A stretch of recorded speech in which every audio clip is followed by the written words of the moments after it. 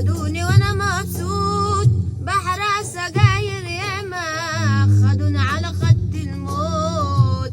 ايه الحلاوه دي يا ايه فنان؟ رايك يا عم حسام؟ ده انا يابا، ده انا قاعد شغال في حاجه كده، بعمل حاجه كده جديده، في فكره جديده. انت دخلت عليا كده لا احم ولا دستور، بس دخلت عليا بحاجه حلوه. اي خدمه يا عم حسام. عايزك بقى تركز معايا عشان نعمل لك حاجه حلوه. ماشي. عايز اسالك سؤال. اتفضل. انت جيت ازاي؟ من على الواتس طب فين رقم الواتس يابا؟ صح اهو. ايه ده ظهر فعلا، ما شاء الله عليك، عاش يا وحش. عاش يا عم تعالى حسام. بقى ايه، اكتب لك كلمتين بقى حلوين عشان نشغلهم هنا وندغدغ بيهم. يلا بينا. تعالى.